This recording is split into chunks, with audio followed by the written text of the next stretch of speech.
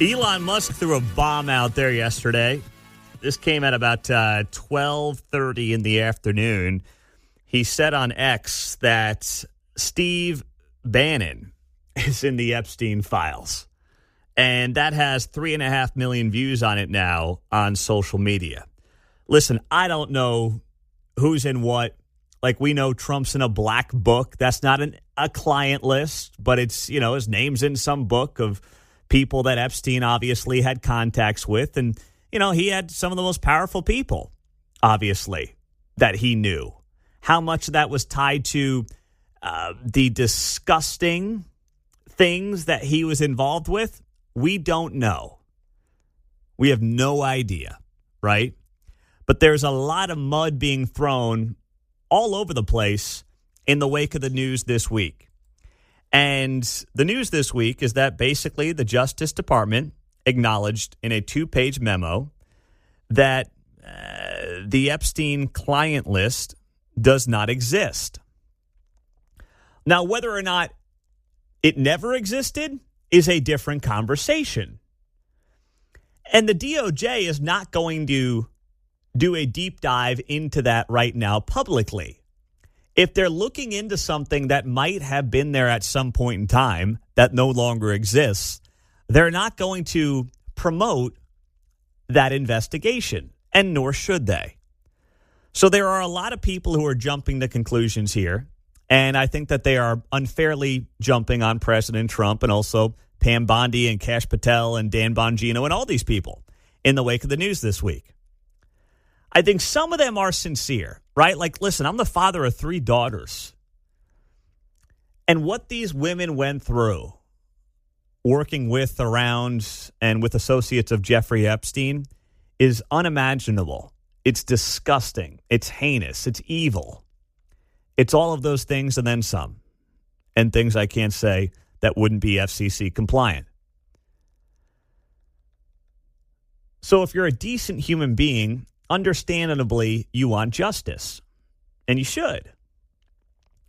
But it also, to me, is not a top 10 thing on my list of things I want Donald Trump to accomplish.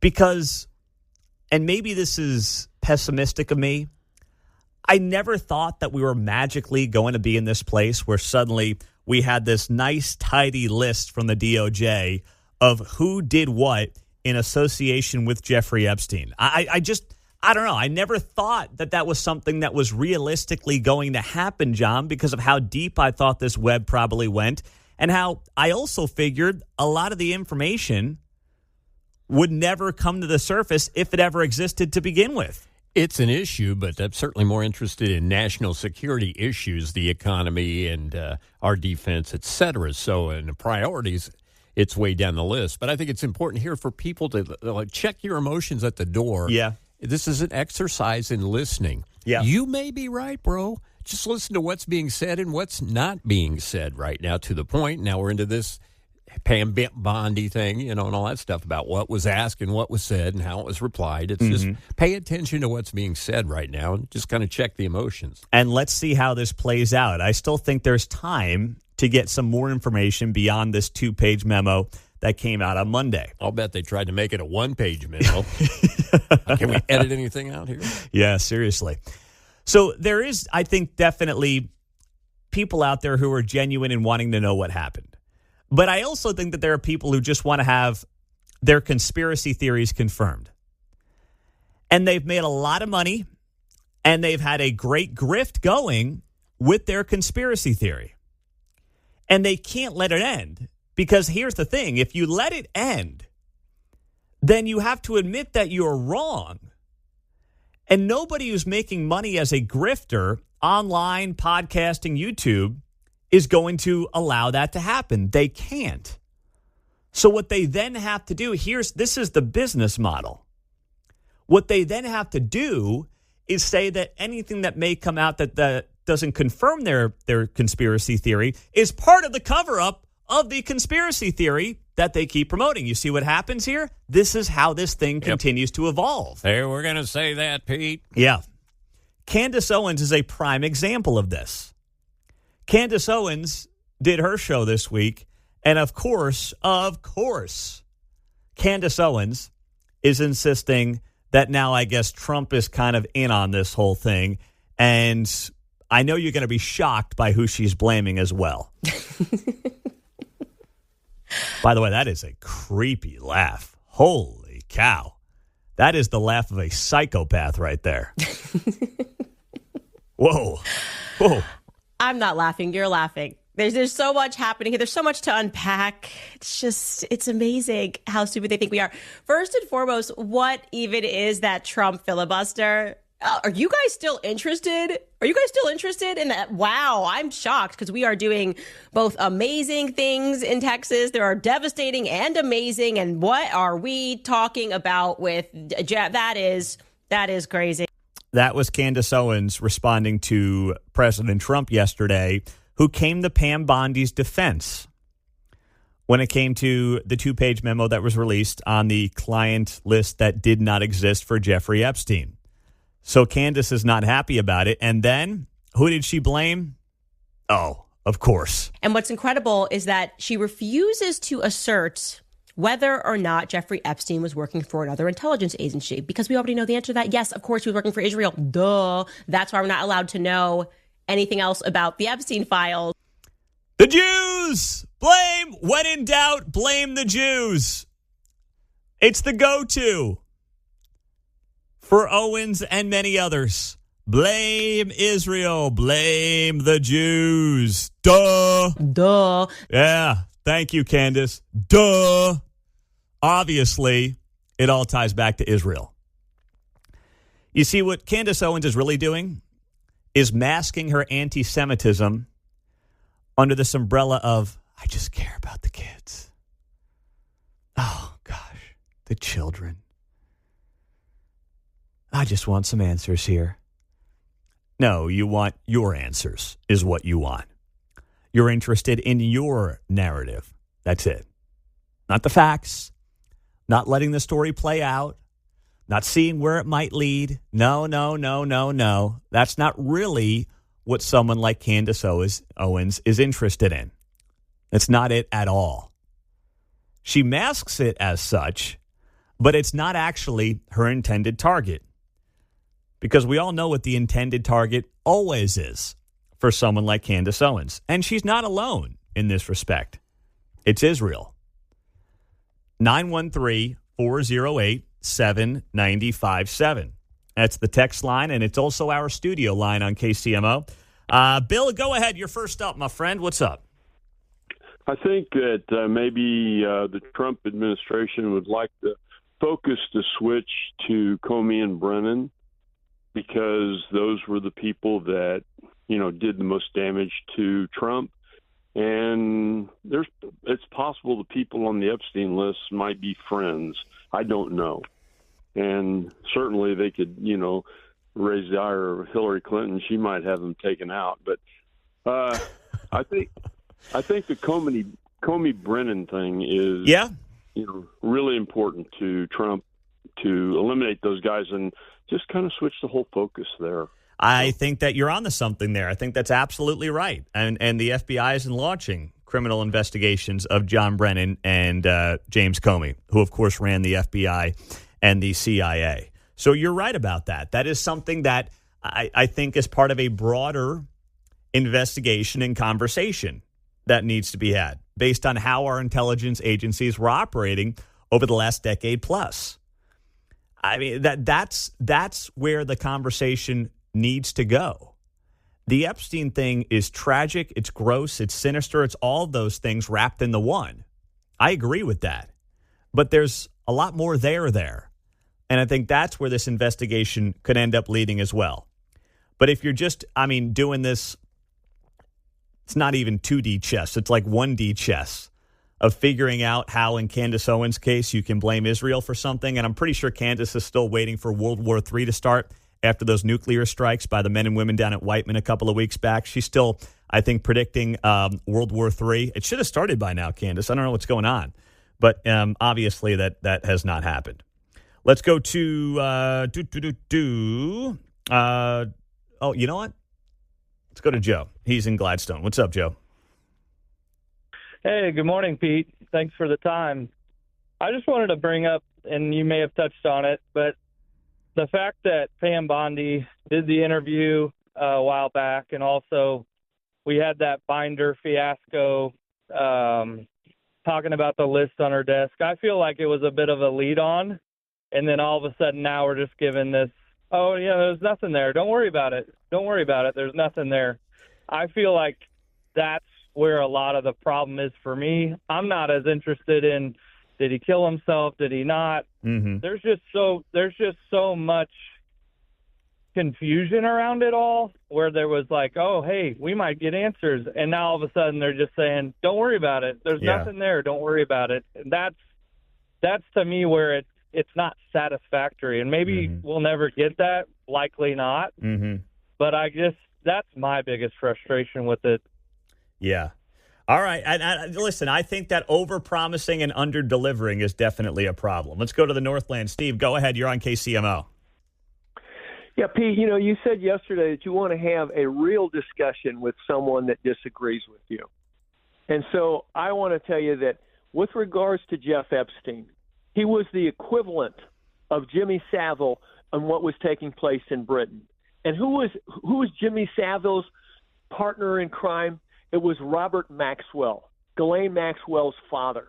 This is what they were doing to MPs in Britain. And then who was sitting in on Israeli cabinet meetings? Jimmy Savile. This was a political operation. It always have, and Jeff Epstein was the equivalent of that, which was taking place in the United States. This is why it's being covered up. And by the way, people talk about the Kennedy assassination. Lee Harvey Oswald was a CIA asset, has been documented. His handler inside the CIA was a Jewish guy named Reuben Efron. All of this stuff has been covered up. And if we talk about it, we're called anti-Semitic. No, there's smoke here. Okay. That's exactly what it is. Well, you got on the air, and I hope that you are happy with the time you were given on the air. I appreciate it. Why don't we debate it? I mean, you made your point. I vehemently disagree because those are very loose, Steve, connections to the Israeli government and American conspiracy theories. Very loose. But, I mean, Please, if you're going to believe them, I'm not going to convince you otherwise. How about this point, Pete? We can talk about Doge, we can talk about USAID, but we can't talk about the money that we're spending for Israel and donating to Israel. It's a welfare state. Okay, what do you mean we can't talk about it? There's been a lot of conversation around that the last few months. On how much we're spending. We wouldn't have a debt if we weren't propping up this state of Israel. What are you talking about? With all of the wars and everything that's taken place over there on Israel's behalf. Absolutely. Are you kidding me? We're $37 trillion in debt. The bulk of the debt comes from Social Security, Medicaid, and Medicare. Yeah, I'm sorry, but if it weren't for Israel, the one thing we can't talk about, we could listen. We could afford it. It's clear you don't like Israel. It's America. You're entitled to that opinion, Steve, but it doesn't make anything you just said true. Well, hey, listen, I do appreciate your time on air. Thank you. I mean, we give $4 billion in aid to Israel annually. $4 billion. We're $37 trillion in debt. What are we talking about here? If you don't want to like Israel and you want to be an anti-Semite, it's America. I hate that, but it is America. But you got to have more to it than that. 913-408-7957. A lot of people like the dopey Candace Owens drop. Duh. There you go. That's right. Because obviously everything is about blaming Israel in her eyes. And what's incredible is that she refuses to assert whether or not Jeffrey Epstein was working for another intelligence agency, because we already know the answer to that. Yes, of course, he was working for Israel. Duh. Oh my That's gosh. why we're not allowed to know anything else about the Epstein files. Is it exhausting to be that big of a D-bag? Victor's in Parkville. Victor, you're on KCMO. Good morning. I was all prepared, and then you had to do the D-bag thing. I laughed. Okay, so anyway, let me get back on track here. Okay, so let's tie this all in together, right? Okay, now see, the whole thing is Jack Kennedy was instrumental in keeping the Jews out of the United States and sending them back to Europe. during Hitler's reign. So the Jews are really pissed off at that. So they came actually back, and the Jews were instrumental in killing JFK. And the reason they killed JFK, because it all comes back to the Irish mob, and they were pissed off because the IRA is a Jewish name, so it's really pissed them off. And then if you go ahead and trap it back into Kansas City, see, Pendergrass was helped getting the Truman in, and that's why the Jews are down in Overland Park and Johnson County, because they're not allowed to live in Kansas City because the Irish mob keeps them out of it.